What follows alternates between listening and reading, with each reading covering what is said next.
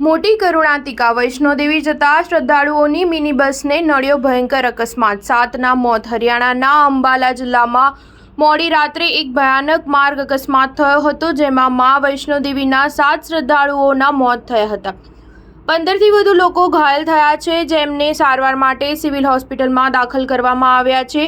સૂત્રો પાસેથી મળતી માહિતી અનુસાર મોહડા ગામ પાસે ભયાનક અકસ્માત થયો હતો। મિની બસમાં લગભગ 25 લોકો સવાર હતા, જેમાંથી 7 લોકોએ જીવ ગુમાવ્યો હતો। મા વૈષ્ણોદેવીના દર્શન કરવા જતા ઉત્તર પ્રદેશના બુલંદશહરના શ્રદ્ધાળુઓ અકસ્માતનો ભોગ બન્યા હતા। ટક્કર એટલી જોરદાર હતી કે મિની બસના આગળનો ભાગનો કચ્ચરઘાણ નીકળી ગયો હતો। પોલીસને આશંકા છે કે અકસ્માત વધુ સ્પીડના કારણે થયો હોઈ શકે છે। જે 7ના મૃત્યુ થયા છે, તેમાં એક 6 મહિનાની બાળકીનો પણ સમાવેશ થાય છે। રાહદારીઓ અને પોલીસની ટીમે ઈજાગ્રસ્તોને હોસ્પિટલ પહોંચાડ્યા હતા। અંબાલા દિલ્હી જમ્મુ નેશનલ હાઈવે પર ટ્રાવેલર અને ટ્રકની ટક્કરને કારણે આ ભીષણ અકસ્માતની ઘટના બની હતી। અકસ્માત બાદ ટ્રક ચાલક ફરાર થઈ ગયો હતો।